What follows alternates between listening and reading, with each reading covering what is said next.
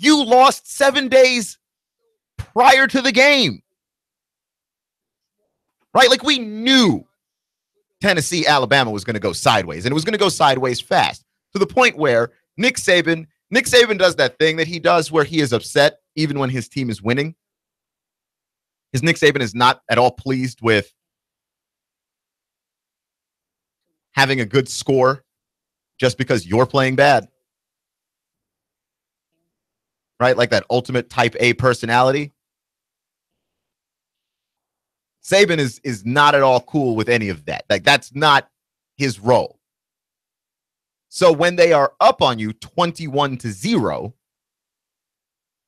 and he's not pleased that they're not playing well, what does that say about you except that you're playing worse? Worse. And I might have to change my stance on calling for jobs. Like, I don't call for the jobs of coaches. I feel like that's a tough job to do. Every single day that you wake up, you are in a pressure cooker. That's being a college football head coach.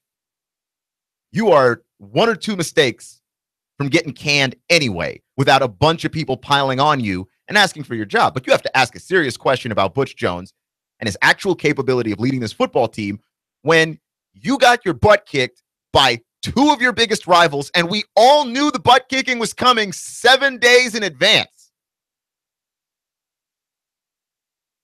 It's been forever now since you've scored an offensive touchdown, okay? Like, there's a certain level of, if you had competed in all of those games, we could forgive you losing to the rivals. Especially when you consider all that Butch Jones has done for Tennessee football. Right? Like, he got the program back on the map, and he got the program back on track. But there was always the feeling with him where you were just a little bit unsure. You were just a little bit unsure. Is he really leading us in the right direction? You're just a little bit unsure. Can Butch Jones actually put together the kind of season where you think this school is capable of competing at the highest level, competing for a playoff spot, competing for an SEC title? Was he ever putting this school in that position? And you were always unsure because you always had those games that seemed to indicate you were in a bad spot. And he's had one every year that he's been head coach. Literally every year. I mean, if you want to talk, and most of those, by the way, have been losses to Florida, which is just unacceptable on levels on its own. But you have all of these victories that don't feel great, right? Wins that feel like losses. Because when you beat UMass and you need some help from the referees, that's a win that feels like a loss. Tennessee football ought to be better than that. And the recruiting classes that he's put together, it's not like Butch Jones explicitly promised that Tennessee football was going to be great. But you have all of these recruiting classes, and we look at all the talent that you've brought in. Look at all the 4 stars. Look at all the 5 stars. And you think to yourself, that's it? We're getting 7 wins in the season and then maybe an extra win in the bowl game. That's the best we can do with all the talent that we've been bringing in? Because it's hard not to look around and use your eyes to look down at Georgia and go, Kirby Smart has had one great recruiting class. And the difference between Georgia last year and this year is a quantum leap. Right? Like, Georgia football might make the playoff along with Alabama. Where do you go if you're Tennessee football? I don't think you fire Butch Jones in the middle of the season. But boy, that contract that he got at the beginning of the year, that seems awful premature. Right? The buyout for Butch Jones's contract is enormous. You would owe him a lot of money. But we've seen what happens, right? Like, does anybody believe that somehow magically Butch Jones is going to become some version of a better coach. Does anybody actually believe that? Do we believe that Butch Jones gets better than this? Because I don't. Every Tuesday, I do the rankings of the SEC schools from top to bottom. Last week, Tennessee was at the bottom. I'm not encouraged from what I saw this week, and I'm going to have to go back and watch through some of these games, but I'm not encouraged that Tennessee won't be back at the bottom tomorrow. Because I'm looking around and I'm legitimately concerned the way they struggle offensively, the way you can run through them. And I understand that Alabama's a tough one, right? Like, because Alabama runs through everybody. You know Alabama wants to run the ball. Alabama knows Alabama wants to run the ball. Everybody in the building knows Alabama wants to run the ball. Annual bills for vacations you never take. And they still run the ball, and successfully. And there is not one earthly thing you can do to stop it. Not a thing. Right? And you see a lot of that similarity in how Georgia plays. But man, does darkest hour not sum up what's happening to Tennessee football right now? And I think the thing that makes it worse, and the thing that puts Butch Jones and his job in the most jeopardy, is there was a little bit of hope there at the beginning of the season. There's a little bit of hope previously that Tennessee might be rounding the corner, that there might be some expression of good football played at that university, and it's gone. And it's gone, and it's gone faster than when it came. And that there is a limit to how much winning you can do with Butch Jones. There's a limit to it. And the reason why that seems to be the case is because you see it happen in other sports all the time, right? Like, there was a limit to how much the Bulls were going to win, even if they had Michael Jordan, before Phil Jackson got there. There was just a limit. There was a limit to how much the Lakers were going to win with Kobe and Shaq, again, before Phil Jackson got there. There are some coaches that show up and change everything, right? There is a limit to how much winning could be done with the Golden State Warriors, with Mark Jackson as head coach. They didn't jump into title contention. They didn't become world champs until they fired Mark Jackson and brought in Steve Kerr. Tough decision. But those are the kinds of decisions you have to make. And you have to look at Tennessee football right now and go, well, if the talent is here, and we're not winning, you need to take a long, hard look at the coach. You do. You need to take a long, hard look at that guy and try and figure out, is it possible for us to continue down this path and reasonably ever expect to win? Because Butch Jones has been here a while. He's now no longer a new commodity. We have seen the best of what Butch Jones can do. We have seen the worst of what Butch Jones can do. And a lot of times, the best of what Butch Jones can do is never a flawless or even near flawless performance.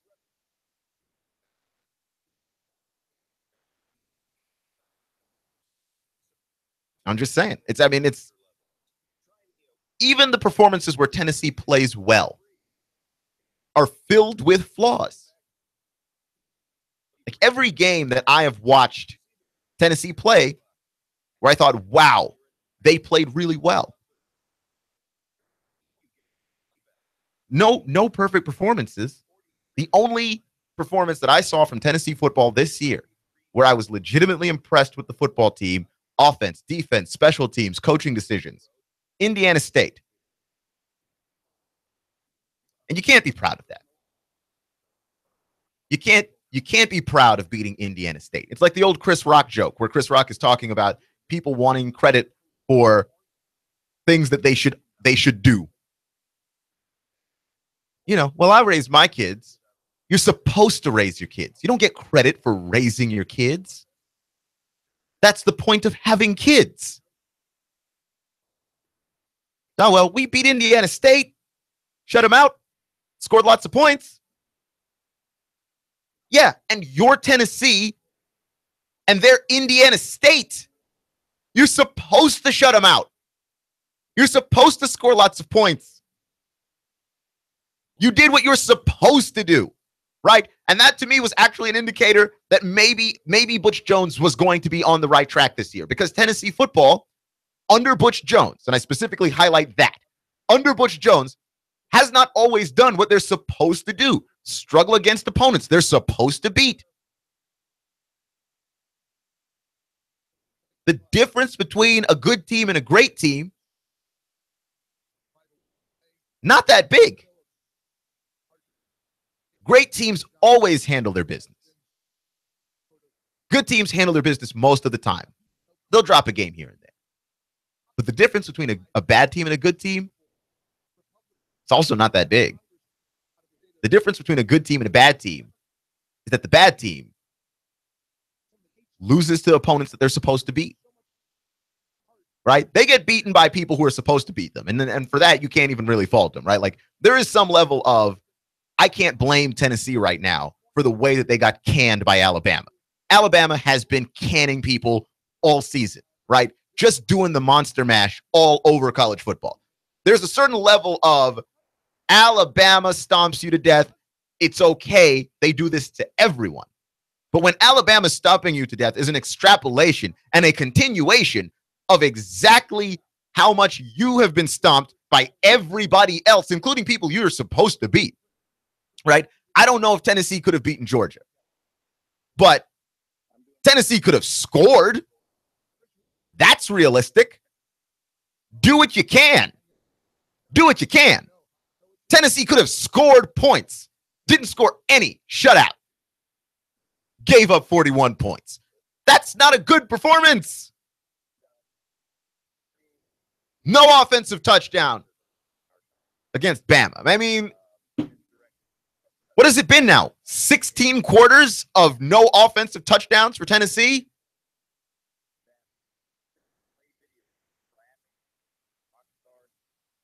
You never fire a coach. Clutch with Keon Rose on Nooga Radio and NoogaRadio.com here on 92.7 FM. You never fire a coach without a plan in mind as to how you are going to replace that person and what that would mean. And John Curry, the new athletic director, is going to have to be thinking long and hard. And I hope has been thinking long and hard about who to hire. And that was something that when he was the director, the athletic director over at Kansas State, that was something that he did a pretty good job of, right? He hired good coaches. He also got into fights with those coaches and then fired those coaches, but he hired good coaches. If you're Tennessee, understand that John Curry at least understands what a good coach looks like. But this is one of those situations where you need to decide to move away from Butch Jones, even if you don't have somebody to replace him with, because this is the pits. It doesn't get much worse than this. It can. Don't get me wrong. It absolutely can. But it doesn't get much worse than this. Doesn't get much worse than this, right? And we're looking at a Tennessee team that you don't get some calls. Yes. You don't hang on and beat Georgia Tech in week 1.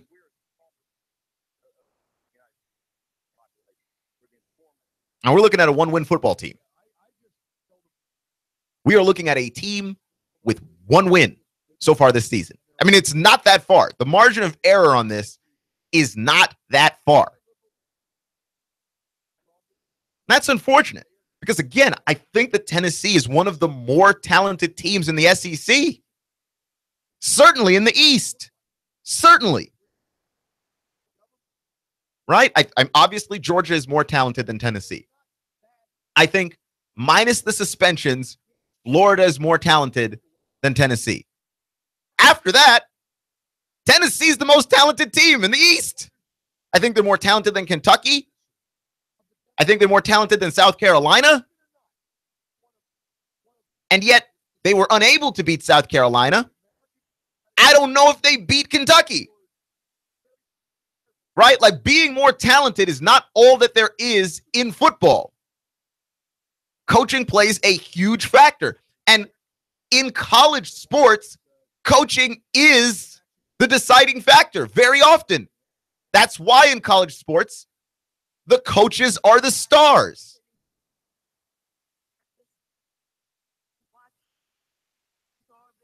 Right? Like, that's the reason why we're able to have all those jokes with Jim McElwain and the Shark. Well, Jim McElwain's the star of the team. He's the person you would make fun of. Nick Saban is the star.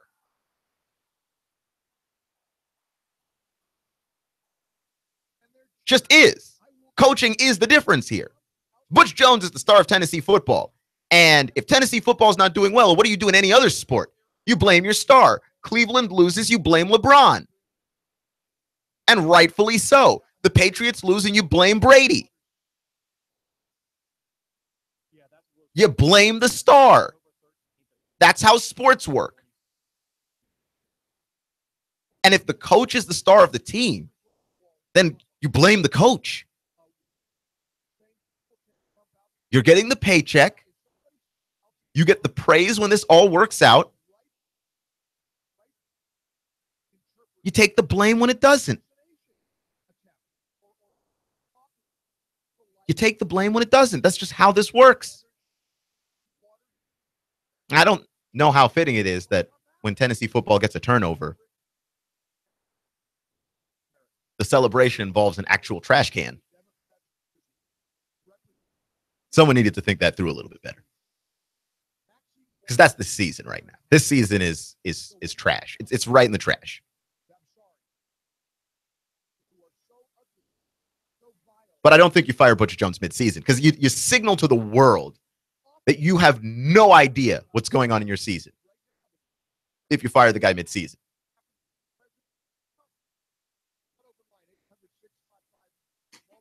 But you need a guy who could go out there and coach. And that's something that Butch Jones seems to have some trouble doing. Either coaching or deferring to people who can coach. And this is problematic. This is very problematic. And I think that school, I think Tennessee deserves better than what they're getting right now. I think they deserve better. I think talent-wise, they are better. I don't think the fans should have to stand for this. Because I wouldn't. I wouldn't. Tennessee, it's not my team, but I empathize with you. And I'm saying I wouldn't. I wouldn't stand for it. I wouldn't be okay with this. Right? And I say this as a guy who's rooted for Washington sports. Okay. I used to live in Washington, D.C. There's some bad teams in that area. I have suffered a very long time. Right? In my cumulative sports lives, I have suffered a very long time. So I understand when something is wrong and needs to be changed. In fact, no one has more experience than me on when something has turned completely upside down and just needs to be redone. Just needs to be scorched to the earth and started over. No one's got more experience on that than me. And I empathize with you. I do. I don't think that Tennessee football deserves the path that they are on right now. And they need to get off of it. Because here's the thing. It doesn't get much worse than this. But don't ever tell yourself for a hot second that it can't get worse than this. It can. It absolutely can. And I don't know how Butch Jones would even begin to turn this around were it that he could. Even if he could, and I don't know if he can, how would he go about turning it around? Even if it were possible. Like, they need to be thinking about a succession plan to Butch Jones. Because it doesn't get much worse than this, but it can get worse than this. Touch with Keon Rose on Nooga Radio, noogaradio.com, 92.7 FM.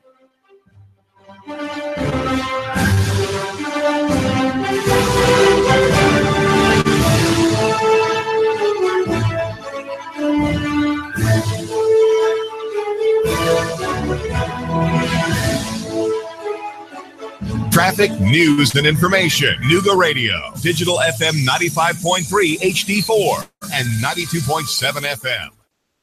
3, 2, 1. Chattanooga Radio. Digital FM 95.3 HD4, 92.7 FM's news now. In Cleveland, a man was shot multiple times in what's been described as a domestic disturbance and an attempted second-degree murder. He was airlifted to the hospital. A 14-year-old defendant has been arrested, Jesus Tyler Teague. He's 14 years old. He was located and taken into custody at 3:25 in the afternoon on Saturday. A 42-year-old man, Travis Caslin, was shot in a drive-by shooting. He was walking along South Willow Street. He heard gunshots ring out and realized he had been shot. He spoke to police in the hospital, giving them the location of the shooting. The police now trying to track down the gunman. And the driver of a Ford F-150 traveling northbound on I-75 got himself in a car crash, hitting a guardrail and then 3 trees. He was airlifted to the hospital. His condition as yet unknown. Russell Stroud, Nooga Radio News, now. Traffic, news, and information. Nooga Radio. Digital FM 95.3 HD4 and 92.7 FM. Broadcasting live to over 1 million souls in Chattanooga, the Tennessee Valley, and beyond on frequency modulation 92.7. Sean Hannity, 25,000 watts on digital FM 95.3 HD4. CBS Radio News. NASCAR, Bloomberg Markets, David Tulis, streaming strong at noogaradio.com. Live on YouTube and Facebook. Nooga Radio, News Talk 92.7. Chattanooga Radio. Goss Insurance. Yes, we are local. And no, we don't have an 800 number. In fact, our mobile numbers are on our business cards. We live, work, play, and worship in Chattanooga, and we would love to help with your insurance. Business, auto, home, life insurance. Call now, save money. Call Goss Insurance for all your insurance needs. Goss Insurance, 875-2500. 875-2500. Nooga Radio, Digital FM 95.3 HD4 and 92.7 FM knows your opinion is important. So call 800-8949. Agree or disagree. Call 423-800-8949. 800-8949. Nooga Radio, 92.7 FM and 95.3 HD4. News Talk Nooga Radio.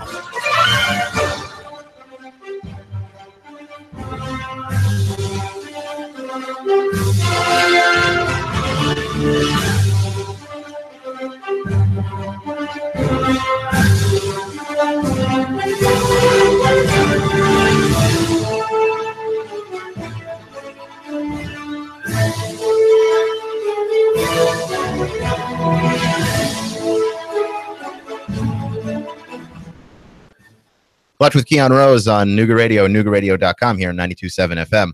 I have a crazy idea. Because a lot of people talk about Dan Mullen moving on to brighter, greener pastures. What if Dan Mullen coached Tennessee? I'm not saying he would. He's currently coaching Mississippi State. They're 5-2. He's got Nick Fitzgerald. I'm not saying he would. It looks like he's very content to be at Mississippi State. I'm not saying it's a realistic proposition. But let's what if here for a half second. Because I look at Dan Mullen, and Dan Mullen is a guy that gets more out of 2- and 3-star recruits than anybody that I have seen in coaching. And that, to me, matters. In fact, if I were to hire a coach, that would be something that I would look at. How successful is this guy without talent? Right? That Dan Mullen is in the SEC. Okay, he's a coach, a Power 5 school, and of a strong division of college football, right? The SEC West is one of the tougher divisions in college football. He's 5-2. Right? Last week, this past Saturday, Mississippi State ran train on Kentucky and beat him 45-7. Right? I sing the praises of Dan Mullen all the time. I like him as a coach. I think he's, outside of Nick Saban, I think he's the second best coach inside of the SEC. I do. Right? And I would put him even a little bit past Kirby Smart. Kirby Smart, who has all the talent in the world and coaches in the East. I would say Dan Mullen's the second best coach in the SEC. And to that end, if you're Tennessee, a school capable of getting 4- and 5-star recruits, because Mississippi State is not, right? Like Mississippi State, as much as they love football down there in Starksville, Mississippi State, it's not a football power, right? They're not a traditional football powerhouse. They are not even the most popular team in their state. Right? Like most people from Mississippi that I have met, maybe I'm wrong on this one, are Ole Miss fans. Right? Like Miss State tends to not factor in nearly as much, even though they have been consistently better recently. Like not even considered the best football school in their state. Very often overshadowed. If you wanted to go to a school that could afford to pay you with a lot of history and a fan base that really cares, where you could get 4- and 5-star recruits frequently, I'm just saying, Tennessee is available. Is available. And Dan Mullen's not a quarterback whisperer. I don't really believe in quarterback whisperers. I believe in guys that are capable of showing up and squeezing the most out of an offense. Well, he's one of those guys. Shows up, squeezes the most out of an offense, right? Like he's not a quarterback whisperer, but if you go by Dan Mullen, you will be very well coached. I mean, you look at the number of players that were 2 stars and 3 stars that Dan Mullen has coached and then put into the NFL to make your head spin. He's done it time and time and time again, right? Like we treat Dak Prescott like he's the aberration. I am shocked, given the level of recruiting that Mississippi State has garnered, that they have guys in the NFL at all. And he's done it time and time again. Right? Now, I don't know if you're Mississippi State, what you have to do to keep that man, but you do whatever. And if you're Tennessee, I think part of the problem with the SEC and part of the SEC, I don't want to say coaching crisis or coaching problem, but the reason why the SEC, I think, tends to find coaches that are not stellar coaches is we do a lot of retreading in the SEC. There's a guy that may be fired from another SEC school. We hire him, an assistant or a coordinator from another SEC school, and we tend not to hire out of conference. We tend not to. Not that it doesn't happen, right? But we tend not to. And when we hire out of conference, we take risks and we take gambles that seem unnecessary and weird, rather than going out and getting somebody who's a proven commodity or getting somebody that shows a ton of promise. And maybe Butch Jones was that kind of coach. I don't recall that being the case. I was not closely following Tennessee football at that time, but I don't recall that being the case, that Butch Jones was one of the hot commodities in coaching when Tennessee hired him. I don't recall that.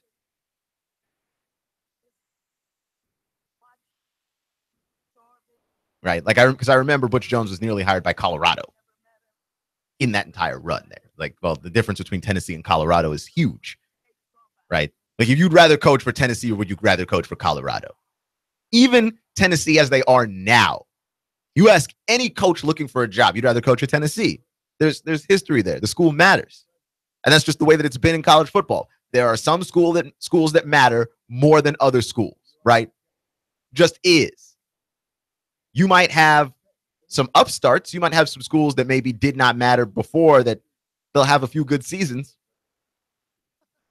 But Tennessee's mattered.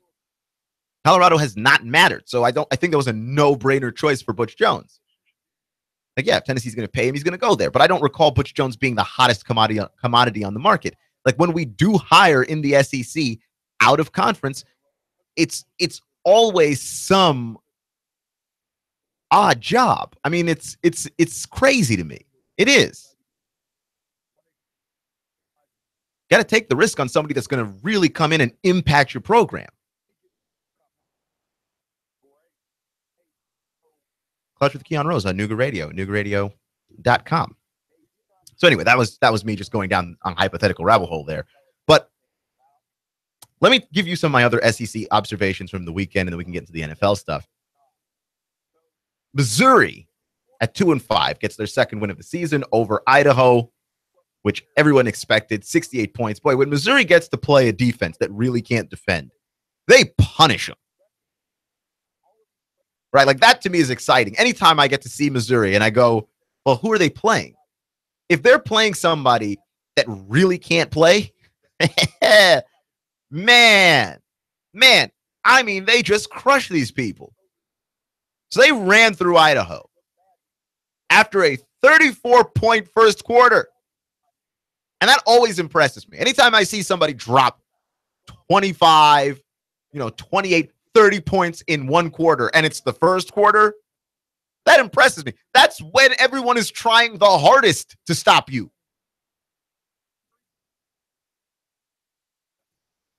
That is incredible. When Missouri gets a chance to play you and you don't play defense, they'll wreck you. Alabama beat Tennessee 45-7, which we have already commented on. I'm not going to dig too much deeper into that. It might hurt some feelings. Mississippi State over Kentucky 45-7.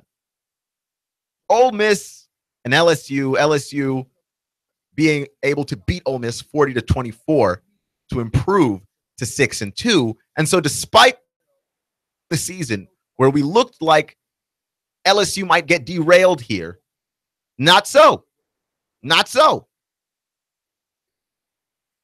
LSU still on track. Now, I mean, you're going to be hoping for a loss from Alabama, who right now is 8-0. It's not going to happen.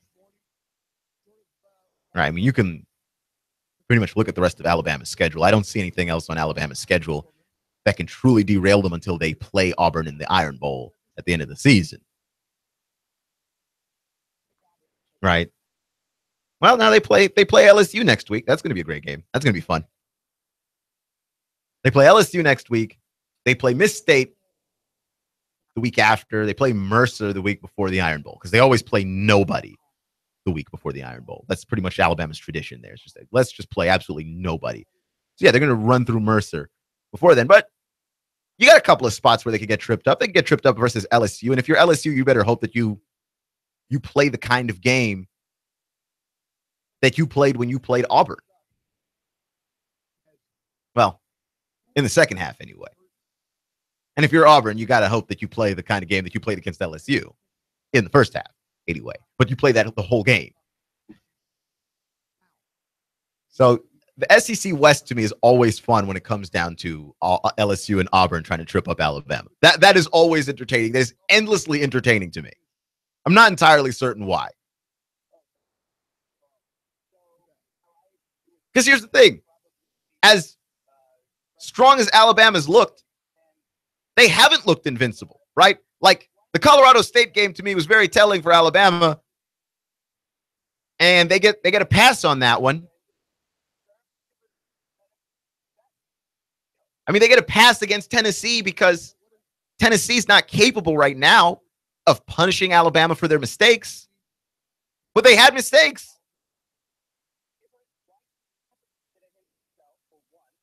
Right? Like, played Arkansas. They had mistakes against Arkansas. Didn't get punished. I mean, what do you do?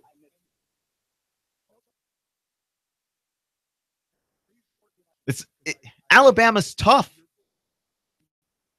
They are number one in the nation for a reason. I think they've earned it. And I think they deserve it. But they're not invincible. But they don't play anybody that can punish them for their mistakes. And it's not even their fault. Right? Like, because they always play Tennessee the third Saturday in October. Can't get punished for mistakes that they make.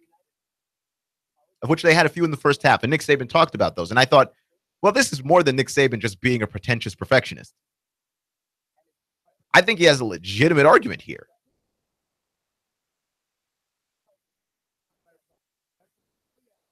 But no. Couldn't be punished for those mistakes. And so maybe LSU can do something about that next week, maybe Auburn at the end of the season. And if that happens, how interesting does that get? That's very fascinating. I'd like to see that work.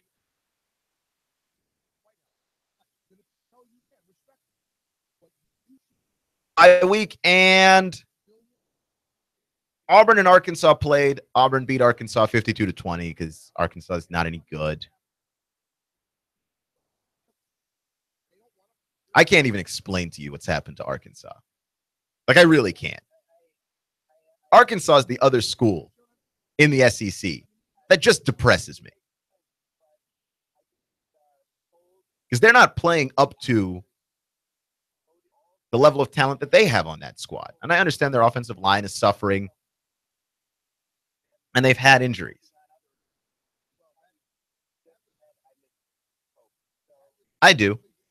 But man, they look terrible. And there's no good reason for them to look terrible.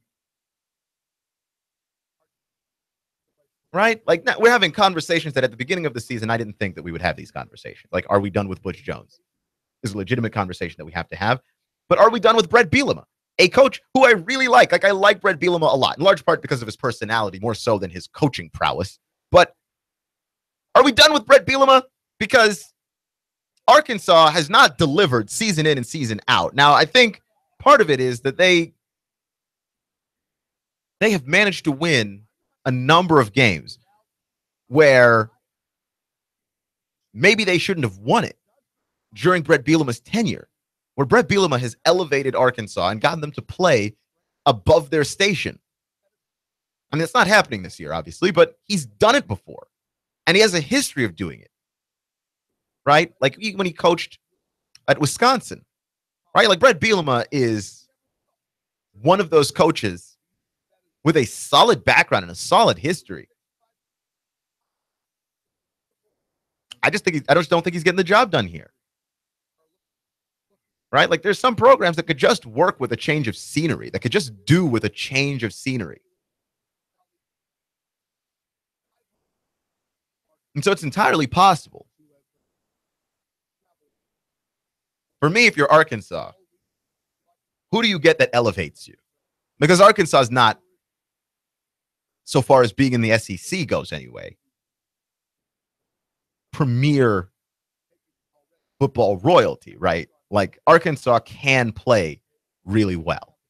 But when you just talk about college football, there's some schools that matter. There's some schools that have not mattered frequently. Arkansas is one of those schools that have not mattered frequently. Like if you're Arkansas, what do you do? How do you go up from there? How do you get somebody that will elevate you? Because it's pretty obvious with Tennessee. It's still an attractive job, right? And Tennessee's 3-4 with a schedule that has to get easier now, right? It's still an attractive job. Trying to find somebody who can elevate Tennessee football is not going to be as hard as trying to find somebody who's going to elevate Arkansas, right? You look at the rest of Tennessee's schedule. Kentucky, well, that's a winnable game. I can tell you now, I don't think they'll win it, but it's winnable. Southern Mississippi, which they ought to win, even if it's close and low scoring, they ought to win that game. And I think they will. Which I can't tell you right now if they do or don't win that one. LSU and Vandy, which, again, I cannot tell you right now, even if Vandy has looked subpar at times, I can't tell you right now whether or not they do or don't win that one. But it's winnable. There are a bunch of winnable games left on this schedule for Tennessee. And I would say that of the 4 winnable games that are left, if they win the 4, possibly Butch Jones keeps his job. If they win the 4. God forbid Butch Jones and Tennessee lose to Kentucky next week. Because not only does that extend the losing streak to 4, to 5 out of the last 6,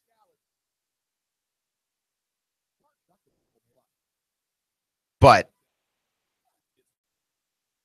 you are in deep, deep territory of missing bowl games.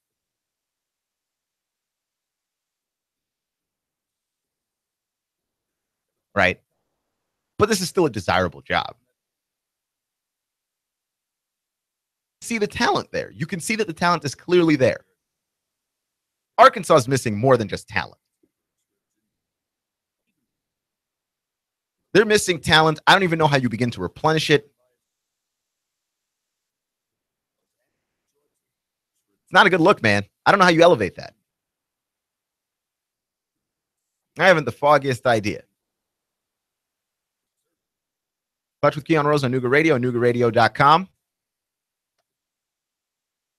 Look around the top 25 of college football. You want to broaden out to the general landscape because this is getting more and more complicated all the time. As we get closer and closer to the end of the season and we get closer and closer to the unveiling of the college football playoff, this is something that is getting more complicated all the time. Because you still have strong performances from Penn State. You have strong performances from Notre Dame. Right? They're now 6-1, but man, they beat USC to death. You need to look at that and go, if there's a one-loss school that deserves to be into the playoff right now, why not Notre Dame? Because, I mean, they beat USC to death. They like the Trojans didn't have an answer for the Fighting Irish. None. And that makes this very complicated. You're Georgia. You can't afford to slip up.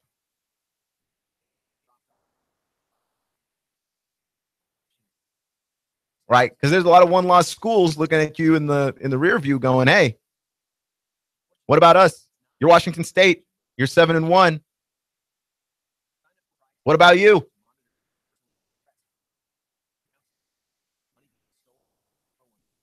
Right? TCU. This is a crowded top, and this is actually more crowded, I believe, than in previous years. Like that bid for that 4th spot in the college football playoff. This is one of those situations to me. Look, you're going to have to be undefeated to get in. Like all 4 spots.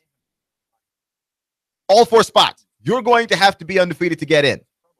Because the committee does not appear, and it doesn't matter who consists of the committee does not appear to want to make really tough choices. And last year when they had to make a really tough choice, it looked bad, right? Like they had to choose between Penn State and Ohio State, and they chose Ohio State. And I buy that decision, by the way. I completely agree with them making that decision.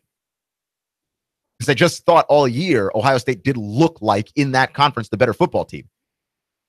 But Penn State was the conference champ. Made a tough decision to not go with the conference champ, to go with Ohio State, and Ohio State got schlacked in the playoff, just whacked. Didn't look good. Didn't look like they deserved to be on the same field. Just got pushed around and beaten up. I don't think the committee makes a tough choice like that again. I think if you're undefeated, you can get in, right? Like if you're not the conference champion and you're otherwise undefeated, like Georgia can't lose. And really, when you look at their schedule, they really ought not to lose any games on that schedule. They shouldn't. But they can't afford to either. There are too many schools looking to replace them if they slip up even once.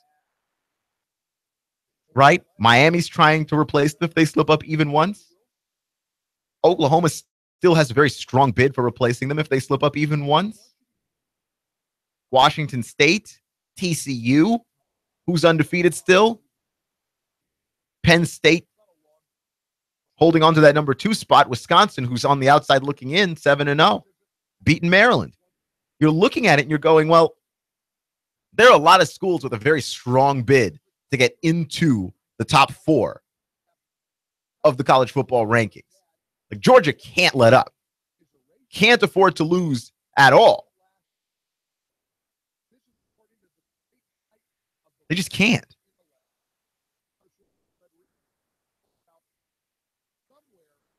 This might be the most top-heavy and the most loaded that a bunch of teams has looked.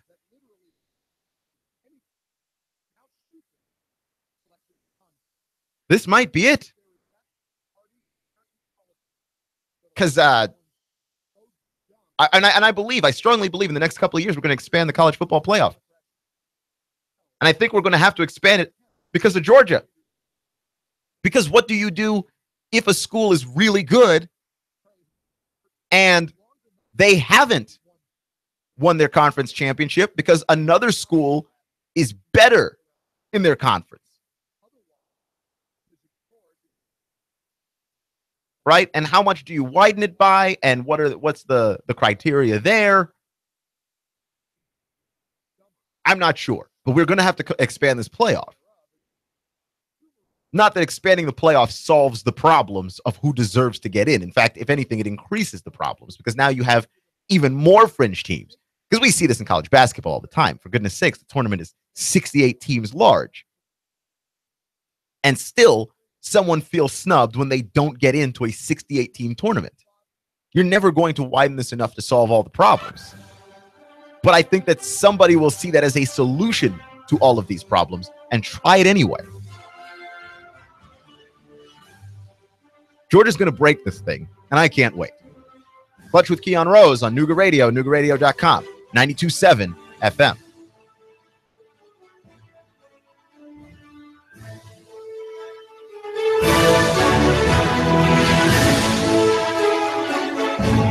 The Tennessee Valley's news talk leader, Nooga Radio, digital FM 95.3 HD4 and 92.7 FM.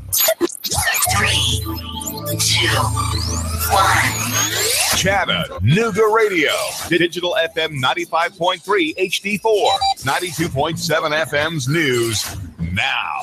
In Cleveland, a man was shot multiple times in what's been described as a domestic disturbance and an attempted second-degree murder. He was airlifted to the hospital. A 14-year-old defendant has been arrested, Jesus Tyler Teague. He's 14 years old. He was located and taken into custody at 3:25 in the afternoon on Saturday. A 42-year-old man, Travis Caslin, was shot in a drive-by shooting. He was walking along South Willow Street. He heard gunshots ring out and realized he had been shot. He spoke to police in the hospital, giving them the location of the shooting. The police now trying to track down the gunman. And the driver of a Ford F-150 traveling northbound on I-75 got himself in a car crash, hitting a guardrail and then 3 trees. He was airlifted to the hospital. His condition as yet unknown. Russell Stroud, Nooga Radio News, now. The Tennessee Valley's news talk leader, Nooga Radio, digital FM 95.3 HD4 and 92.7 FM. Power Hour News at noon and 9 being brought to you by Greg's Sandwich Works, featuring the best cuts of meats for your sandwich. Greg's Super Spuds, wraps and the most delicious salads in Chattanooga. Greg's Sandwich Works, 6337 East Brainerd Road, Chattanooga.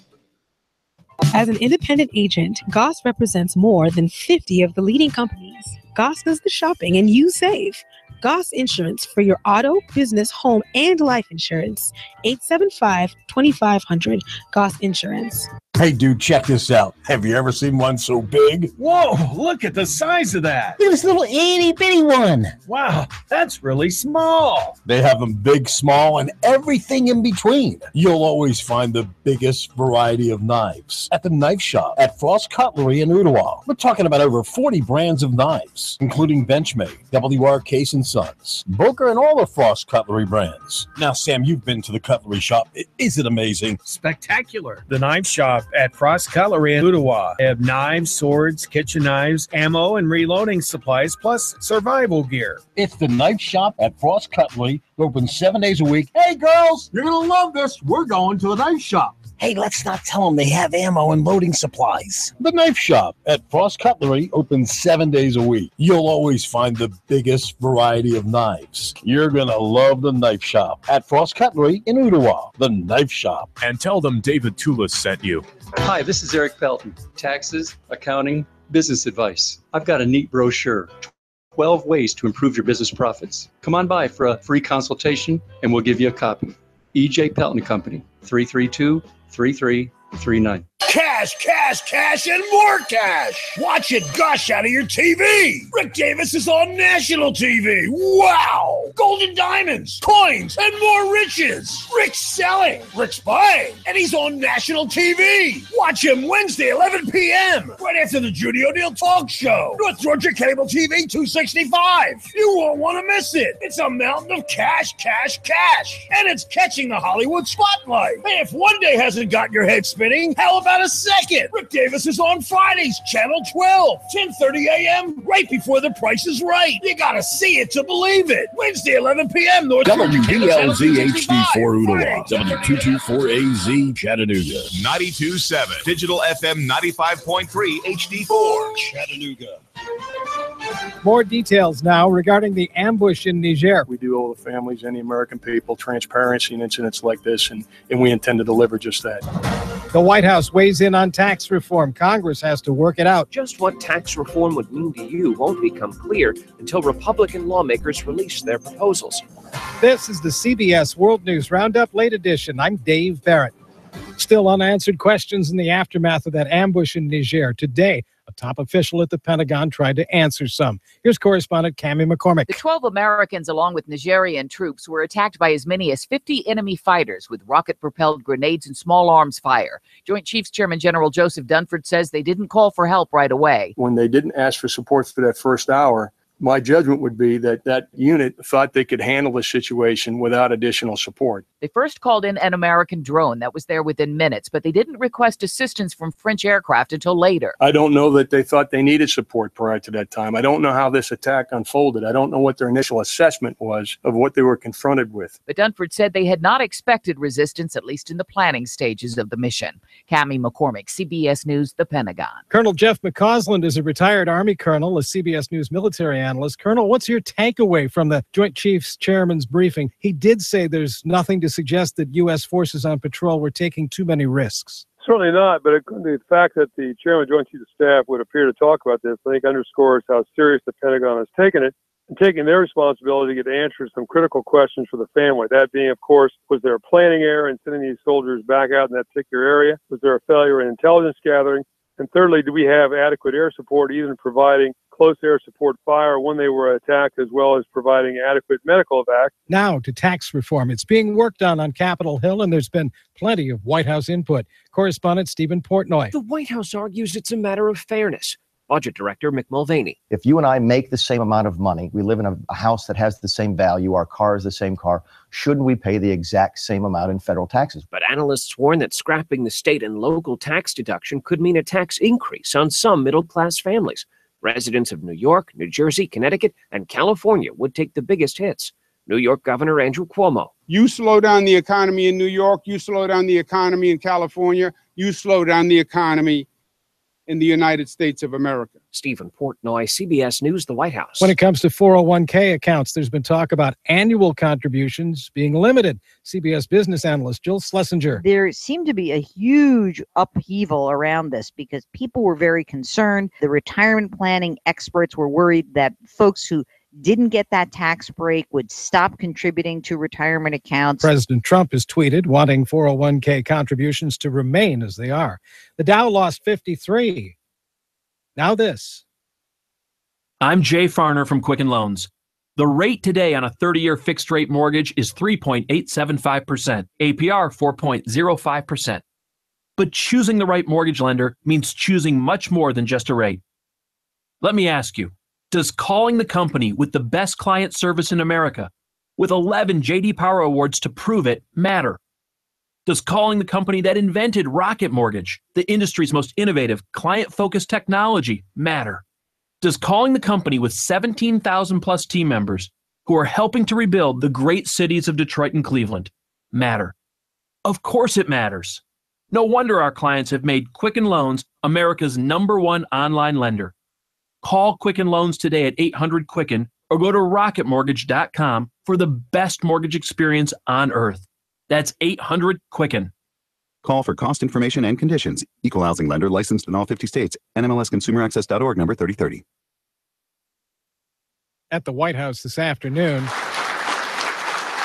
a ceremony to honor Army medic Gary Rose, who during the Vietnam War was on a secret mission in Laos. He was wounded, but treated dozens of fellow soldiers and helped pull others out of a burning rescue chopper when it crashed. Now the retired captain has received the Medal of Honor from President Trump. Your love for your fellow soldier, your devotion to your country inspires us all.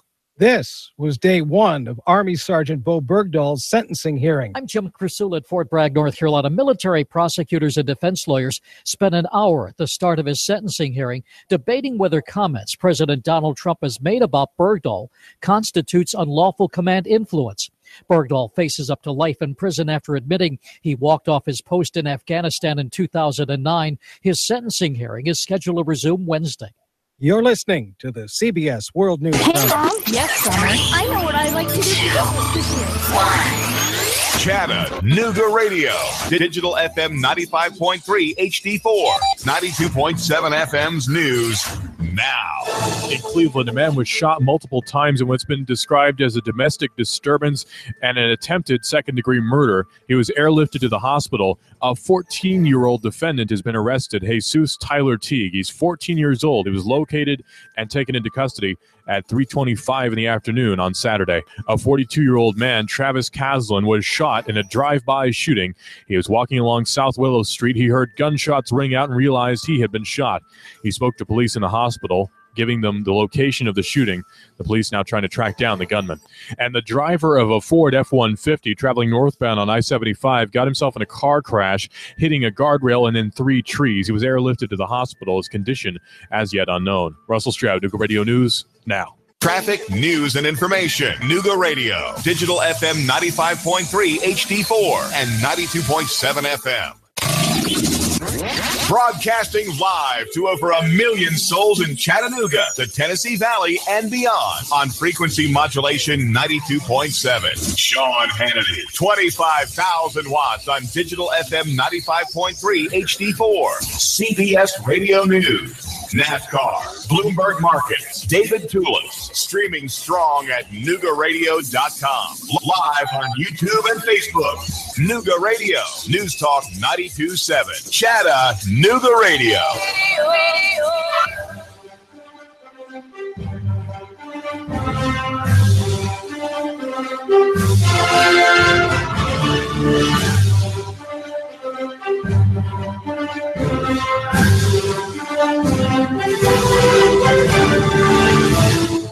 You're listening to Nooga Radio and NoogaRadio.com, 92.7 FM, Clutch with Keon Rose. Hour number 2 of the show. Have some football on tonight. Monday Night Football. Probably a really good game. Redskins versus Eagles tonight. I'm pretty excited about the game, as I've mentioned many times on the show, though I try not to harp on it too much. I'm a Redskins fan, which means that I understand misery probably better than any other person. So when I see Tennessee football, and I see Tennessee football fans, and you see them out on the streets, and they just look lost and bewildered, like what on earth is happening to this team. Trust me, I have lived that feeling for most of my life. For most of it, I would honestly say. Right? Like, just honestly have lived it. Texas football fan, living it right now. Living it right now. I don't know what's happened to that team. I'm trying to understand. I think that team's good enough to win more games. I don't know what the deal is, man. You just try not to think so hard about it. Nobody gets that better than me. Good slate of NFL games yesterday. And here's the thing with the NFL. The more you try and learn it, the more you think you understand it, the more you realize you don't. Because here's the thing. You can't look at about any NFL team in this league and go, oh, that's a good football team. There is no way to know. There's no way to know. And here's the thing. The NFL wants it this way. The NFL is totally cool with the fact that just about none of these football teams are good. And you don't know who's good. The NFL revels in this fact that most of these teams stink. And I wouldn't even say stink. I would say most of these teams are even. Whether that's even and they're all pretty good or even and they're all pretty bad, there is nobody excelling at great. There's nobody excelling. You have maybe a handful of teams. I would call what the Eagles are doing to be excelling. Now, granted, they do play a fairly weak schedule. You can look at that, and that's legitimate. But I really like Carson Wentz, and I think that when you have a guy who makes franchise quarterback plays time and time again, that guy is excelling. And if that guy is excelling in this league, if it's putting wins on the board, that means your team is excelling, right? You see it with the Eagles. You see it with the Rams. You see it with the Vikings. Not from a quarterback perspective, but from the other perspective, the defensive perspective, because it's the only other way to build a team in the NFL that actually functions. But there are a lot of notions that we started off the season thinking that we understood, and we actually don't. Like, what on earth are the Chargers, right? They're currently 3-4. Started the season 0-4. Started the season with 4 straight losses. Yesterday, beat up the Denver Broncos 21-0. Shut them out. What are the Broncos? Because the Broncos look like a team, especially in week 1, where they have built the NFL team, the quintessential NFL team, the way you're supposed to if you don't go quarterback first. According to the commentary around the sport. The way you go if you don't start quarterback first, because we all acknowledge that's the most important position. If you can't get a quarterback, you build a defense that can crush quarterbacks. They've done that. They managed to win the Super Bowl with old Peyton Manning. The follow-up to old Peyton Manning is young Trevor Siemian, who looks incapable of playing that position at a high level. His limitations become more obvious every single week. Right? Like, Trevor Siemian's not bad. He's not garbage. But make no mistake about Trevor Siemian. He's so limited. I mean, he can't do much. Like, the Broncos are going to have to rethink the way that their team is built. But if you told me when the season was starting which team was the good team and which team was the bad team, we would all have guessed that the Broncos were the good team and the Chargers were the bad team. Now, I don't even know. I don't know. And that whole division looks up for grabs, right? Because the Chiefs suddenly look very mortal. They're 5-2, mind you. I mean, they're good. But those 2 losses have all come recently. Lost the game to the Raiders that was just harrowing. The Raiders, by the way, pulling themselves back up in this division. Granted, one of the Raiders' losses came without Derek Carr because, and I should point this out, Derek Carr broke his back and was playing football again. You never know in the NFL. You just don't know. Right? The Patriots are 5-2. They beat up on the Falcons, who we now believe to not be any good, despite the fact that the Falcons are more or less constructed in the same fashion as they were last year.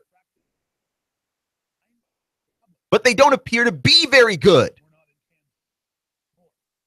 The Patriots, who did not appear to be very good for much of the season, looked really good last night in the fog where you couldn't even see them. Looked really good last night. But is that not temporary? Because Atlanta's been struggling offensively. Right? Like, Atlanta has been struggling offensively. And I thought that this would be a game where Atlanta could get themselves back on track. And that's the one pick I think I got wrong, actually, this weekend. Where Atlanta could get themselves back on track because the Patriots' defense is bad. And what this tells me is that Atlanta's offense is in a place where it can't get back on track. It can't. If you can't put up yards, maybe not points, but if you can't put up yards against that defense,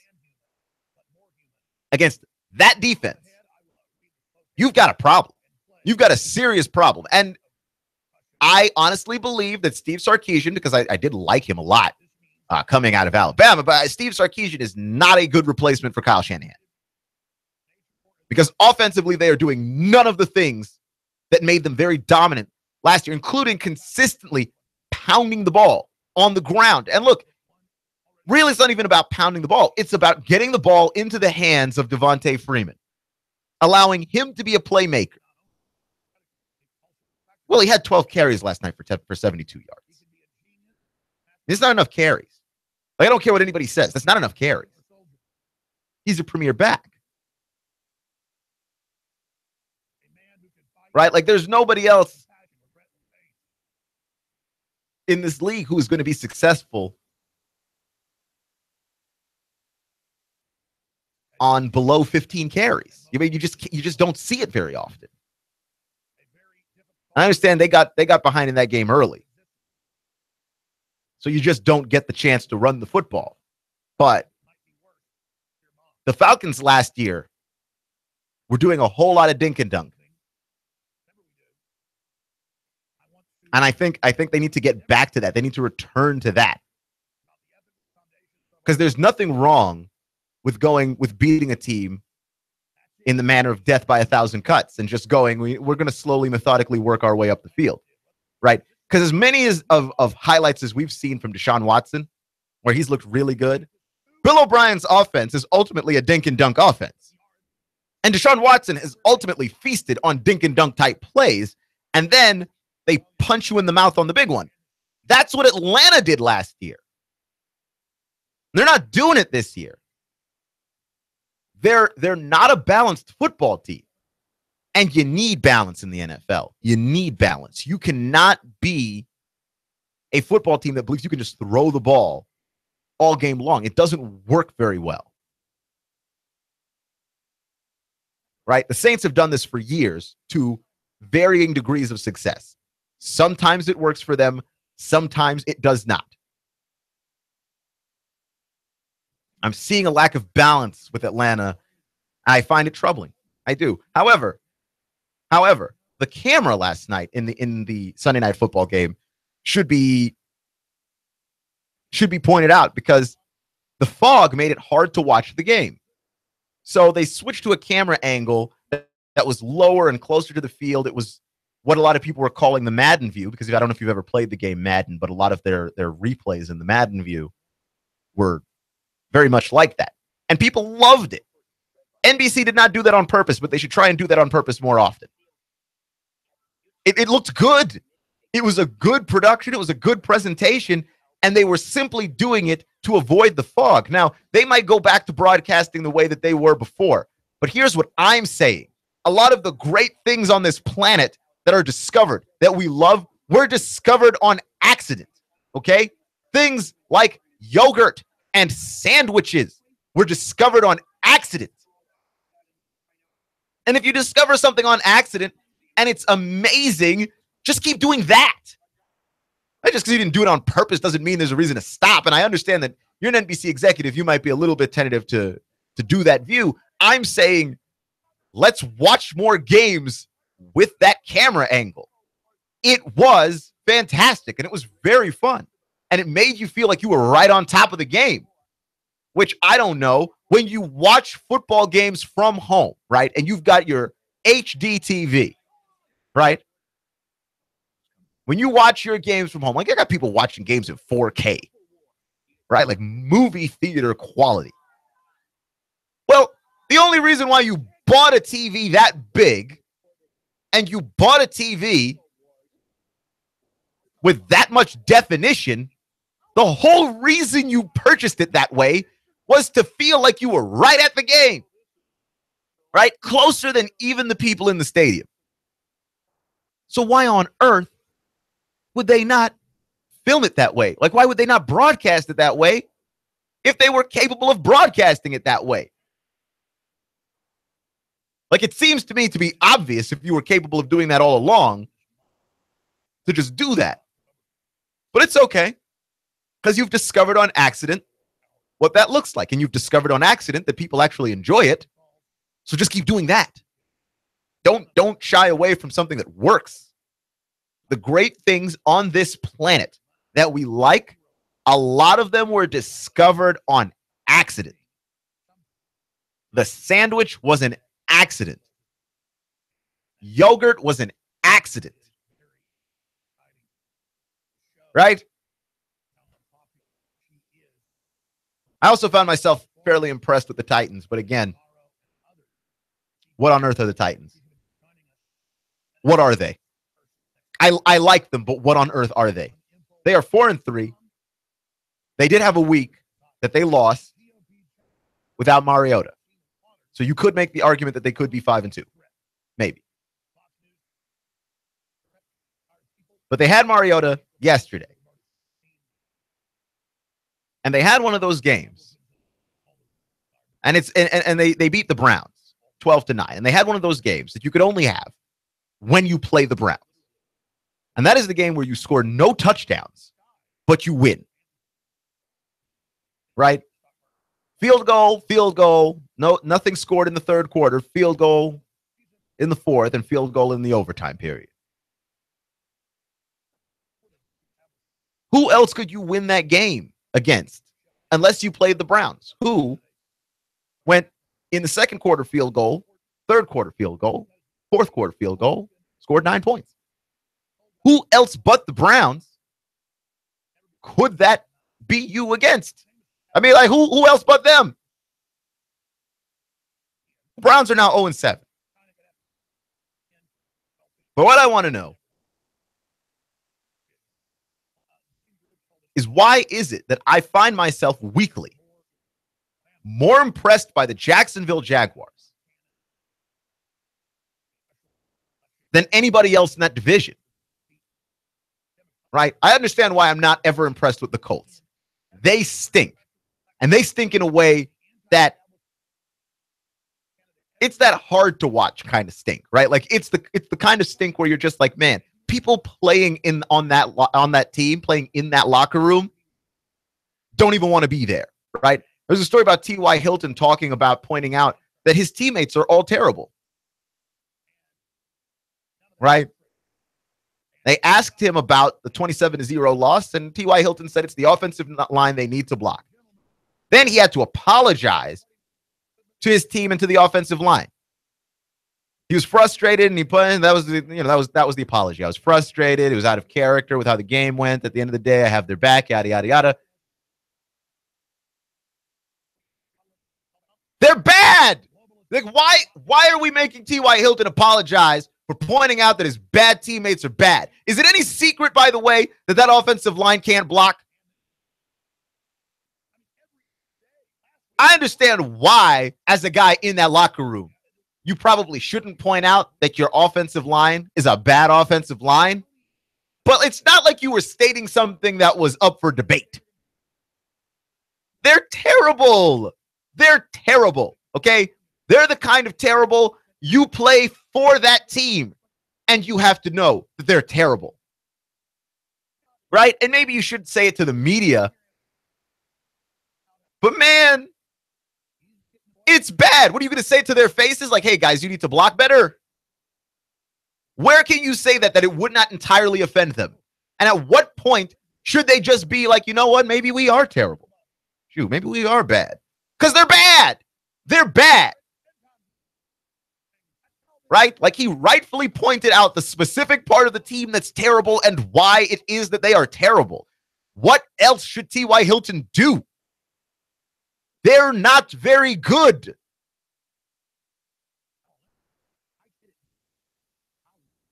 So I understand why I'm not impressed by the Colts. And because I'm very impressed by the Texans usually. They didn't play this week, but I'm usually impressed by them. And I'm usually impressed by the Titans. And I still find myself impressed by the Jaguars week in and week out.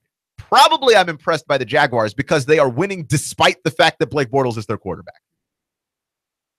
He ain't good, and it's a miracle. All 4 victories that they have this season are actual miracles because they are winning despite the most important piece on their football team. I mean, they need to draft another quarterback. They do. Cannot go around with Bortles like this. He ain't good. And he's not even average. He's horrible. And somehow, they shut out the Colts 27-0. Explain this to me. Explain this to me. Their leading rusher had 122 yards and a touchdown on 9 carries.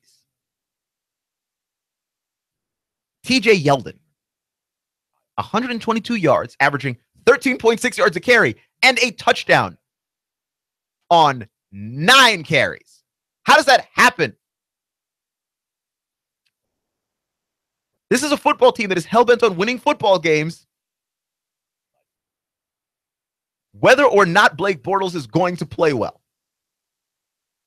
And I am actually amazed every single time I watch them play. I'm actually amazed. And I'm more impressed with them than I am the Titans week in and week out, which is weird because the Titans are the team with the actual quarterback in that division, right? Like, there's a certain level of we don't know how good Deshaun Watson can actually be once teams figure out the tendencies and how to stop Deshaun Watson, right? We've seen Dak Prescott take a step back this year. We have, because he has taken a step back this year. I mean, he's looked beatable, right? I think he'll be a very good quarterback. I think he'll be around for a long time. But once people learn how to defend you, then you now have to improve, right? And I think that Dak is the kind of guy he will actually improve. But they've learned how to defend him. And so he has looked weaker, like a weaker version of himself. It is yet to be seen what kind of player Deshaun Watson can be. But Mariota's a guy that every year has looked better, right? Can't get hit with the injury bug at the end of every season. That's just something is wrong there. But every year, Mariota's looked better, and he's looked better, and he's looked better. And going into year 3, he looks better now than he did a year ago. My question is, you got some of these no touchdown games with him in a league where, quarterback is everything. The Titans should be better than they are. And I'm not a huge fan of this Mike Mularkey system. I really am not. The Titans play this very ultra-conservative form of football. And here's the reason why I don't believe that I am impressed with them when I believe I ought to be impressed with them. They play a very conservative style of football. And I was actually talking to my friend about this the other day. He's a Titans fan. They play a very conservative style of football. And it's a little insane. It's so conservative. It's too conservative. They play an ultra-conservative style of football. And they play better when they're not conservative, when they allow Mariota to go out there and make plays for them. When they allow him to go out there and attack a defense.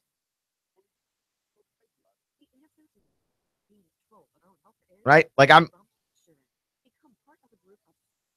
not suggesting that you go out there and have the guy throw the ball a million times a game. But I am suggesting that you throw the ball more, that you attack defenses more. I don't know if you've seen the Browns this season. They're young, they're plucky, they try real hard. But they can be scored on. Come on.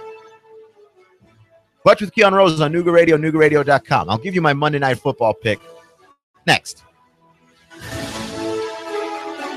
Traffic, news, and information. Nooga Radio. Digital FM 95.3 HD4 and 92.7 FM. 3, 2, 1. Chattanooga Radio. Digital FM 95.3 HD4. 92.7 FM's news now. In Cleveland, a man was shot multiple times in what's been described as a domestic disturbance and an attempted second-degree murder. He was airlifted to the hospital. A 14-year-old defendant has been arrested, Jesus Tyler Teague. He's 14 years old. He was located and taken into custody at 3:25 in the afternoon on Saturday. A 42-year-old man, Travis Caslin, was shot in a drive-by shooting. He was walking along South Willow Street. He heard gunshots ring out and realized he had been shot. He spoke to police in the hospital. giving them the location of the shooting. The police now trying to track down the gunman. And the driver of a Ford F-150 traveling northbound on I-75 got himself in a car crash, hitting a guardrail and then 3 trees. He was airlifted to the hospital. His condition as yet unknown. Russell Stroud, Nooga Radio News, now. Traffic, news, and information. Nooga Radio. Digital FM 95.3 HD4 and 92.7 FM.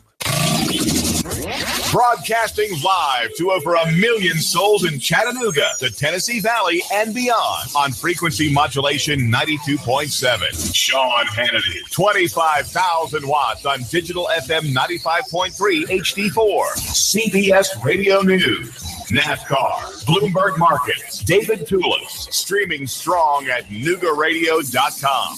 Live on YouTube and Facebook. Nooga Radio, News Talk 92.7. Chattanooga Radio.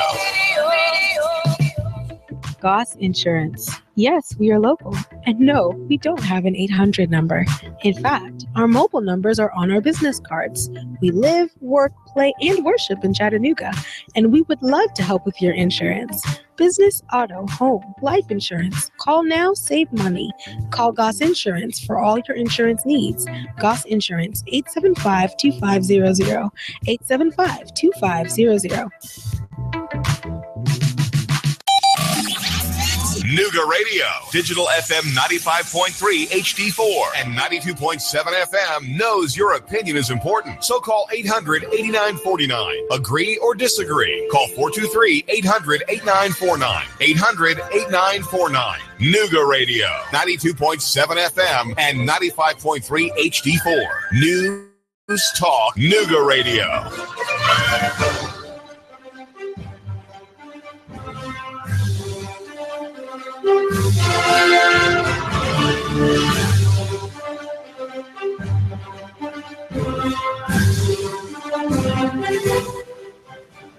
Baseball postseason. I have, and the World Series is a day away, which has got me excited, and it's also got me excited about the pitching that we're going to be seeing. We got Justin Verlander and Clayton Kershaw in the World Series, and I am, by the way, conflicted. I am conflicted because I remember living in Texas in 2004 when the Astros were really good, and you know, they weren't my team, but I listened to them on the radio every day. So I got a soft spot for the Astros. I do. And Clayton Kershaw is my favorite pitcher in the game of baseball. I mean, to me, he's just the best. He throws a filthy variety of pitches. His fastball is obscene. Changeup even more obscene. I like Clayton Kershaw a lot. I don't know who to root for in this series. I think I'll just watch it and try and just enjoy it. I don't know who to root for. I got a buddy of mine. I used to watch Dodger games with him all the time. I might just root for the Dodgers based on that. But I'm conflicted, and at the same time, I am very excited about how this World Series is going to go. Right? It's been about pitching the last several years. But it's great because I'm looking at the Astros, and I'm like, I like this idea that you could see a team begin to rebuild. Right? And when the team intentionally starts rebuilding, you actually see them grow year after year and starts to pay off more and more and more. That's where the Astros are. The Astros had a dedicated rebuild. This was just 2 years ago that the Astros were awful. But they were awful and with a plan, right? And this is the thing that I am hoping for Braves fans, right? I do root for the Nationals, so it's very hard for me to actually enjoy the Braves. But I do see, if you are a Braves fan, how frustrating it is to just lose and lose and lose. Again, like I said, I've rooted for teams that just lose, and that's pretty much what they do. And nobody's more well-versed in a bunch of losers than me. I'm watching the Braves, and I'm going, well, this is a bad Braves team. It is. I mean, it's hard to watch the Braves. You heard, if you listened to the show about halfway through the summer, I stopped talking about the Braves. Like, it was just hard every single day to talk about the ins and outs of the Braves. But to be fair to the Atlanta Braves, I will say this about the Braves in the same way that you could have said this about the Astros about 2 or 3 years ago. They're bad, but they're bad with a plan. And in baseball, bad with a plan works, right? Like, bad with a plan is not a guarantee in any other sport. I look at the Philadelphia 76ers, and they've got their whole trust the process thing.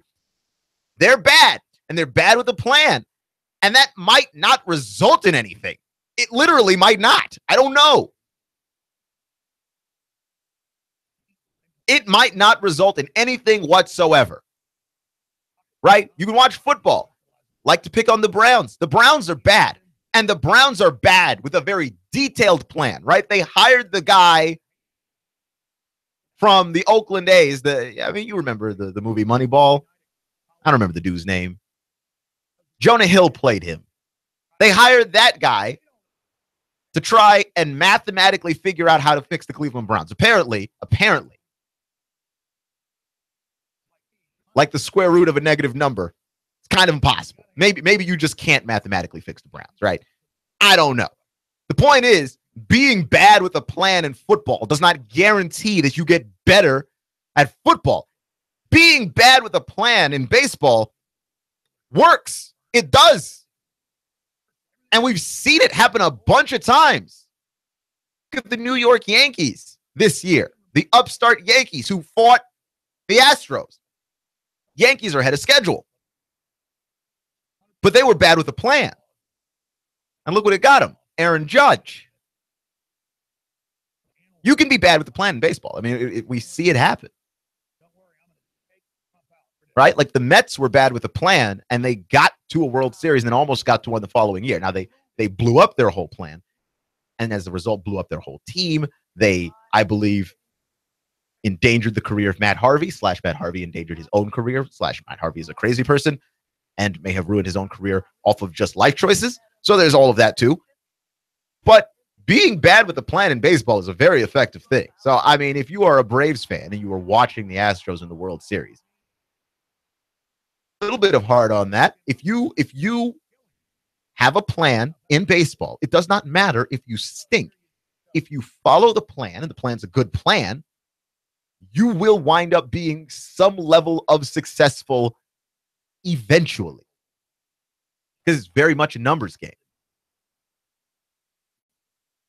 It's very much a numbers game.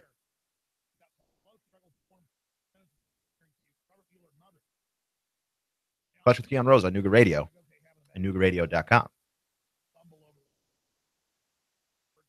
Out Hall of Fame conversations.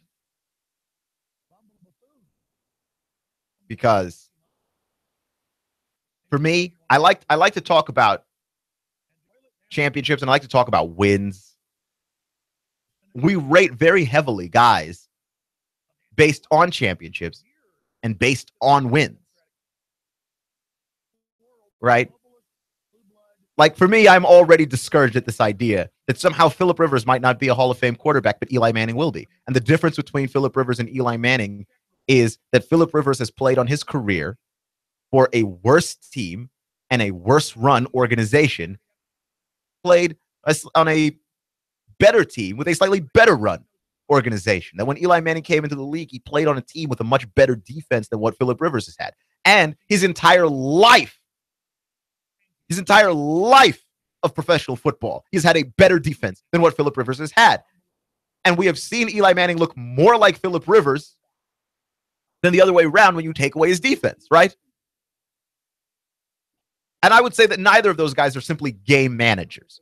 And if you allow Eli Manning into the Hall of Fame, you would have to necessarily allow. Here's the thing, because we rate quarterbacks on wins, right? Titles tend to fix a lot and change a lot. And if you're going to give Eli Manning a Hall of Fame, a golden jacket, his own bust, his place in the Hall of Fame based on 2 victories against the New England Patriots, when he had a better defense, right, then you are overlooking the absolute mediocrity of the New York Giants during Eli Manning's time as their quarterback. It's kind of crazy how absolutely and powerfully average and mediocre the New York Giants are. I mean, look at it. In their last 16 games, the Giants are 8-8. In their last 116 games, the Giants are 58-58. This is my favorite stat of all time. In their last 142 games, the New York Giants are 71-71. They're average. And one guy has been a constant. One guy has been a constant. Oh, Eli Manning, right? Doesn't matter if he's got a great defense or a bad defense. Doesn't matter if he's got great receivers or the old dirty Beckham or no receivers at all. Average. What are you, coached by Jeff Fisher? How is this possible? How is this possible? But we heavily rate quarterbacks on championships. Overlook the fact that Eli Manning's numbers and Phillip Rivers' numbers have looked throughout their careers to be incredibly identical. Except for, a run of about 5 or 6 seasons where Phillip has absolutely dwarfed Eli Manning in seasonal yardage, but playing for a worse football team. Consistently not found talented receivers until very recently. An organization that has not consistently to have a running game. I mean, LaDainian Tomlinson retired, and that was the last time the Chargers had a running game that they could rely on. An organization that consistently has not fielded a particularly great defense time and time again. And I don't understand how it is that we are looking at Eli Manning and going, yeah, that guy, Hall of Famer. Except that you're blinded by the 2 rings that, yes, he was very much a big part of why they won those rings. But they didn't win those rings because of him. They won those rings because of the defense. They won those rings because of the defense. I mean, how many times have you seen the Giants in a game and then get thrown out of it by Eli? You haven't seen that? Because I've seen that a lot. I'm an NFC East guy. I see that fairly often. It's unbelievable, is what it is. Another stat that I find very fascinating, as the Redskins gear up to play the Eagles in about an hour, less than an hour now, is Kirk Cousins is 0-5 in Monday Night Football appearances, which I think is a misleading stat, right? Wins are not a quarterback stat, right? Wins are barely a pitching stat. You can at least see where someone would say, okay, the pitcher has so much control in a baseball game. Yeah. And gets vaguely any run support at all. That's a win, and you can credit that win directly to the pitcher. But he does need to get run support, right? And the year that we gave the Cy Young Award to Felix Hernandez, right? King Felix. The year that King Felix won that award, despite not having a ton of wins, was the year that we acknowledged that wins are not something you can attribute to one guy. And you can't decide whether or not a guy is or isn't the best pitcher in baseball based on purely wins. You can't. It's nice when it happens, but you need run support to be a good pitcher. You just do. And the same thing applies to quarterbacks, but even more, because quarterbacks are not just in control of the whole game. Right? They need to be blocked by a group of guys. They need to have a running game that involves another guy, and they've got to be able to throw to a group of guys, and those group of guys need to be able to catch. Attribute wins to just a quarterback. The fact that the Redskins are 0-5 on Monday Night Football when Kirk Cousins is the quarterback is not the same stat as saying Kirk Cousins is 0-5. He isn't 0-5. The team is 0-5 with him, right? Sometimes it's been because of him. He's had some bad Monday Night Football games. Sometimes it's been because of the team. Right? Like, for instance, against the Chiefs when they lost a few weeks back on Monday Night Football. The defense picked up a number of stupid penalties that made no sense. I mean, the offsides calls on that game were ridiculous, and they were the right calls. You can't jump off sides. They all but gave the Chiefs one of the touchdowns that they had in a game that was very close and went down to the very, very end. Was he out on the field on defense, jumping at every Alex Smith hard count? No, he was not. But we do this. You give the quarterback everything when they win the game. You take away everything when they lose. I try not to do that. I try very hard not to do that, but I am human and I get suckered into the thing too. But I try hard not to, because you can't award a team stat to a single person. Right? I think we want to make this nice and neat. We want to say this guy's great and this guy's not great. And you want to be able to say that based on the most important thing that matters in the game. Wins. But you can't, because it's not an individual stat. It's a team stat. Right? The only time it's an individual stat is in individual sports. You can say this guy is great and this guy is not great in tennis. You can say this guy is great and this guy is not great in golf. And even then in golf, it gets rough because there's a whole field of guys. And just because a guy doesn't win, let's say, doesn't necessarily mean that he's not great. It just means that he's playing probably in a field of guys with where people are even greater, or maybe it just wasn't your day. Right? I mean, we've had an incredible run of guys who have never won majors starting to win majors. Were they garbage before? No, they were not.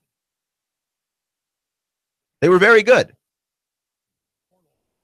But that's my point. More things go into a win and into a loss than just whether or not one guy performed well or didn't perform well. Some days you perform well and the other team performs better. Some days you perform well and your team performs badly.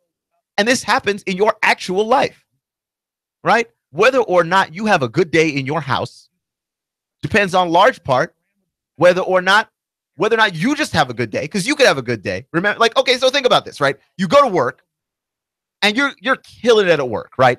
You're getting everything done. You're finishing all your paperwork. Everything is perfect for you. Your boss is like, man, you're amazing today. You are a machine. You're just cranking it out. You're having a great day at work. You come home, your mood is a 10 out of 10. You are feeling great. Then you walk through the door and your wife is mad. And she says a bunch of stuff to you, right? Then you see your kid's report card. He's failing math and history and English. Is your mood good? Did you have a good day? Did you have a good day at that point? Maybe you're just a selfish kind of person who would have a good day. Or maybe your day is influenced by the day of other people around you, right? Like, it's not just you. No man is an island, etc., etc. It's not just you. Whether or not you have a good day in your own house depends on what your kids are doing, what your wife is doing, how your parents are doing, how are mom and dad. Your good day is not just you. There's a lot of people involved in that. It's the same thing. Your win, if you're a quarterback, is never just you.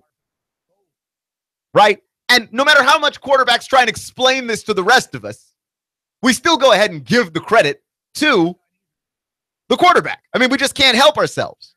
It's the easiest explanation. The person with the ball in their hands the most is the guy we're going to praise or blame for any of this stuff. It is. I mean, we don't seem to want to really escape it, but it doesn't offer very good explanations for a lot of things.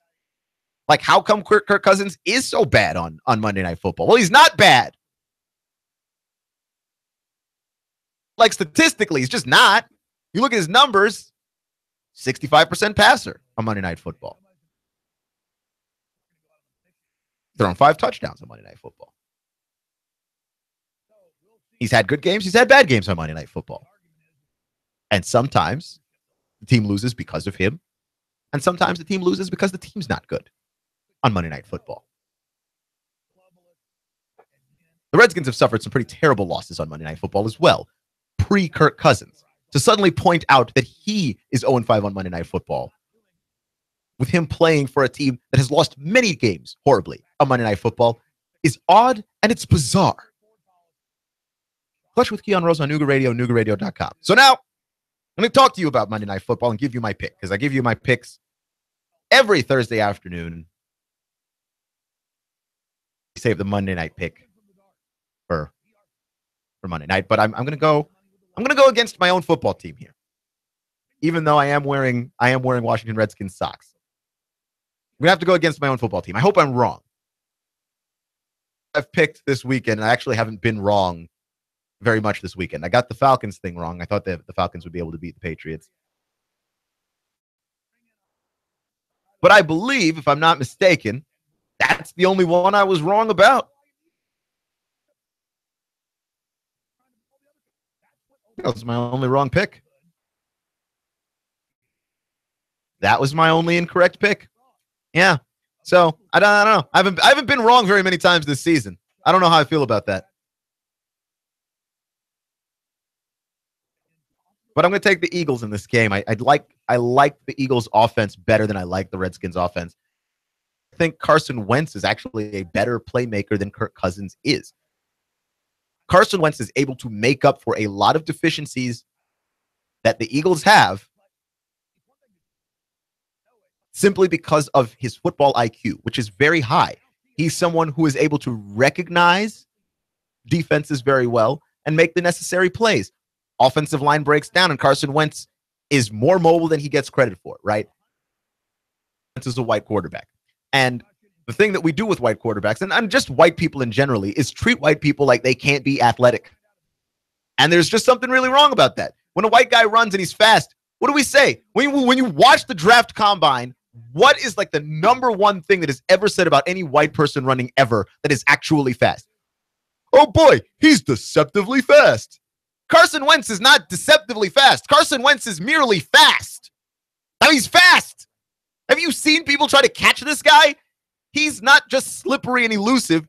The dude is straight up fast. He's crazy fast. I mean, I don't know what to tell you. The dude can straight up ball. And to me, apart from the speed and the strength, is the arm talent and accuracy. Again, the football IQ. And yeah, I do think that a lot of what Carson Wentz does is because of the system that the Eagles play with. But, I mean, that's why they drafted him, is because they saw in Carson Wentz a guy who can be a very good system player. He makes plays. When the play breaks down, when the pocket breaks down, Carson Wentz makes plays, man. And that's something I look at Kirk Cousins and I go, well, Kirk Cousins, he makes some brilliant throws. But Kirk Cousins is not necessarily a playmaker. When things break down, he's the guy that puts the team on his back. Okay, I don't see that from him. I don't. And I also believe that this offense is talented enough. He doesn't have to be that, right? Like they've given him the wide receiving talent and the running back talent. And quite frankly, this offensive line has been battered and bruised all season long. But they're not garbage. They're not a shambles. Okay, they're a mostly good offensive line. And they've been rated one of the higher offensive lines in the league throughout the season by Pro Football Focus. So they're not a bad offensive line. He's got to go out there and get it done offensively. Now, with the Eagles, or with the Eagles as well, the Eagles are going to be going up against the Redskins offense that has suffered, I think, enough injury that, I mean, they beat them in week 1 of the season. This is the second time they're facing each other this year. I don't see how the Eagles don't take a Redskins defense to task that has faced injuries right now to Jonathan Allen, which is unfortunate because Jonathan Allen was one of my favorite defensive players coming out of Alabama, but he got injured. Jonathan Allen, Josh Norman, Bashad Breeland, they faced a number of injuries, and at this point, I don't think that they're going to be able to overcome that. The Redskins being that is. I don't think that Washington has what it takes to attack that, like I mentioned before, incredible pace that they run with led by Carson Wentz. And Carson Wentz, by the way, of all the quarterbacks in the league, has got the highest third down efficiency. It's not even close. The Redskins are not great at defending on third down. So this is not about to be a particularly favorable matchup for Washington. And that was before the injuries. They were not. Yeah, I'm going to go with the Eagles. The Eagles are 5.5-point favorites. I think the Eagles win by about a touchdown in this game. I hope not, but I don't see it any other way. But their best receiver, not named Zach Ertz, is Nelson Aguilar. So that's got to mean something. Maybe we'll be gifted one of those fumbles that Nelson Aguilar is so famous for. Clutch with Keon Rose on 92.7 FM, Nooga Radio, NoogaRadio.com. Thank you for joining me today, making me just a small part of your day. Remember, folks, it's not how you start, it's how you finish. Stay clutch, and I'll see you in 24 hours. The Tennessee Valley's news talk leader, Nooga Radio, digital FM 95.3 HD4 and 92.7 FM. 3, 2, 1. Chattanooga Radio, digital FM 95.3 HD4, 92.7 FM's news now.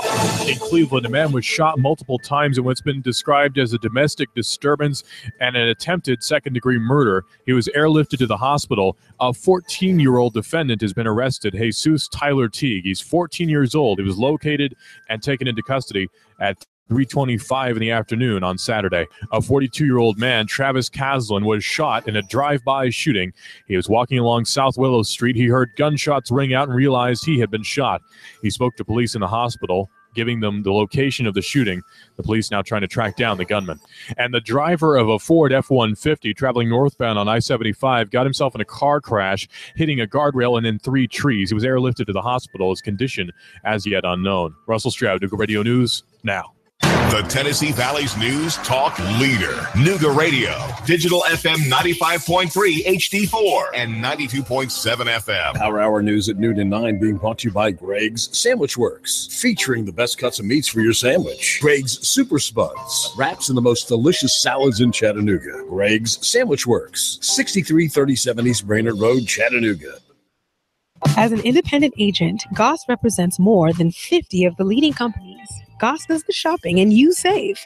Goss Insurance for your auto, business, home, and life insurance. 875-2500 Goss Insurance.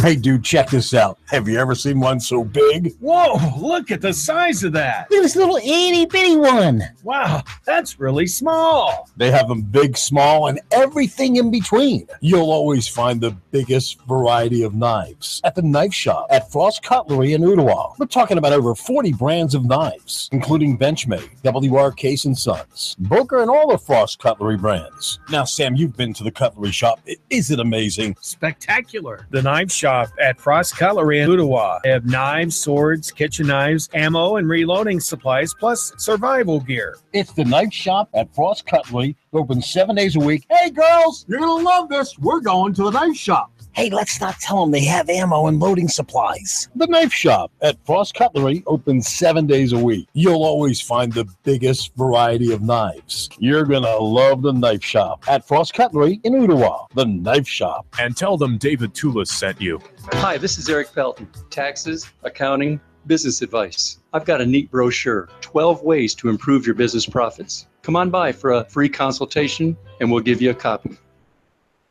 332-3339. Cash, cash, cash, and more cash. Watch it gush out of your TV. Rick Davis is on national TV. Wow. Gold and diamonds, coins, and more riches. Rick's selling, Rick's buying, and he's on national TV. Watch him Wednesday, 11 p.m., right after the Judy O'Neill Talk Show. North Georgia Cable TV 265. You won't want to miss it. It's a mountain of cash, cash, cash. And it's catching the Hollywood spotlight.